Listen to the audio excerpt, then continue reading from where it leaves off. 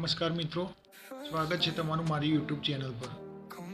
મિત્રો, આજે હું તમને ઓનલાઈન સ્કોલરશિપનું ફોર્મ કેવી રીતે ભરવું તે માટે માહિતી આપવાનો છું, તો વિડીયો છેલ્લે સુધી જોજો।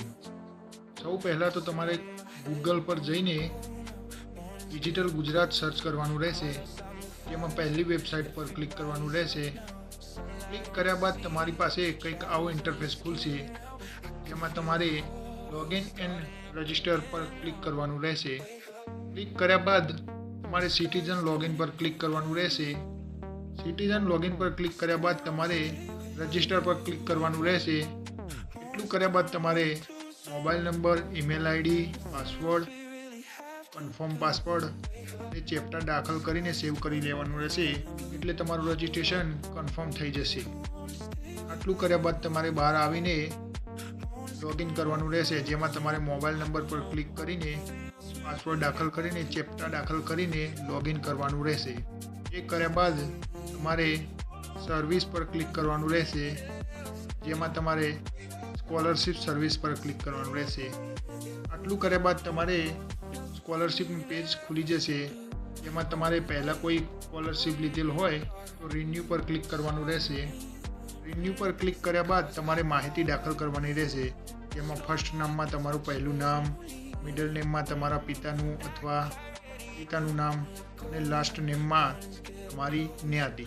आटलुं कर्या बाद तमारे एज पर अबव पर क्लिक करवानुं रहेशे, एटले तमारा आधार कार्ड में जे नाम हशे ए आई जशे। ए कर्या बाद तमारे बर्थडेट नाखवानी रहेशे अने बाजुमां जेंडर में जो तमे मेल हो तो मेल और फीमेल हो तो फीमेल पर क्लिक करवानुं रहेशे। आ कर्या बाद नीचे तमारे आधार नंबर दाखल करवानो रहेशे और वेरीफाई आधार पर क्लिक करवानुं रहेशे, जेमां तमारो आधारनुं ई-केवायसी स्टेटस बतावी देशे। आ कर्या बाद जो तमारी पासे रेशन कार्ड होय तो रेशन कार्डनो मेम्बर आईडी नंबर दाखल करवानुं रहेशे, जे पाछळना पेज पर हशे एना पर दाखल करीने गेट डिटेल्स पर क्लिक करवानुं रहेशे। एटलुं कर्या बाद तमारा रेशन कार्डनी पूरेपूरी डिटेल आवी जशे।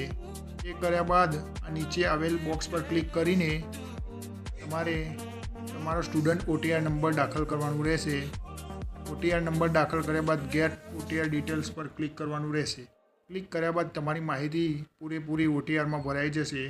पछी तमारे नीचे तमारुं मधरनुं नाम दाखल करवानुं रहेशे, तमे कई केटेगरी में आवो छो ते दाखल करवानुं रहेशे।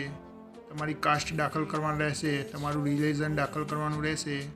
जो तमे मेरिड होय तो मेरिटल स्टेटस दाखल करवानुं रहेशे अने तमे अने तमारा पेरेंट्स शुं काम करे छे ए दाखल करवानुं रहेशे।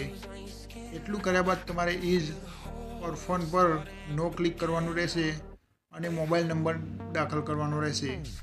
जो तमे होस्टेलर होय तो होस्टेलर पर क्लिक करवानुं रहेशे, ए स्कूलर पर क्लिक करवानुं रहेशे। आटलुं कर्या बाद तमारे हेबिटेशन टाइप में रूरल्स अथवा तो अर्बन सिलेक्ट करवानुं रहेशे। एटलुं कर्या बाद तमारे नीचे तमारुं एड्रेस दाखल करवानुं रहेशे, जेमां स्टेट, डिस्ट्रिक्ट, तालुको, रूरल वगैरह दाखल करवानुं रहेशे। ए कर्या बाद जो तमे ए ज एड्रेस पर रहता हो तो नीचे बॉक्स पर क्लिक करीने आगळ वधवानुं रहेशे। आटलुं कर्या बाद सेव नेक्स्ट पर क्लिक करीने आगळ वधवानुं रहेशे। हवे तमारी बैंक डिटेल नाखवानी रहेशे, जेमां तमारे आधार नंबर दाखल करवानो रहेशे। ए नाख्या पछी तमारे नीचे IFSC कोड अने एड्रेस दाखल करवानुं रहेशे। आटलुं कर्या बाद तमारे तमारी बैंक एकाउंट में जे नाम छे ते दाखल करवानुं रहेशे अने सेव नेक्स्ट पर क्लिक करवानुं रहेशे। ए कर्या बाद तमारे एकेडमी डिटेल्स नाखवानी रहेशे, जेमां तमे सेल्फ फाइनांस स्कूल में छो अथवा तो गवर्नमेंट कॉलेज में छो ए क्लिक ते दाखल करवानुं रहेशे अने नीचे तमारी डिग्रीनी माहिती दाखल करवानी रहेशे। केम के हूँ LLB माटे भणुं छुं तो मैं LLB दाखल करेल छे। आटलुं कर्या बाद तमारे सेव नेक्स्ट पर क्लिक करीने आगळना पेज में तमारे डिसेबिलिटी डिटेल्स नाखवानी हशे। जो तमारी कोई खोडखापण होय तो आ पेज भरवानुं रहेशे, नहीं तो आगळ वधवानुं रहेशे, जेमां सेव नेक्स्ट करीने आगळ वधवानुं रहेशे। आ कर्या बाद तमारे बधा डॉक्यूमेंट अटेच करवाना रहेशे, जेमां caste certificate, first page bank account details, फीनी रिसिप्ट, સેલ્ફ અટેન્ડન્સ સર્ટિફિકેટ, આવકનો દાખલો, school leaving certificate, identity card વગેરે.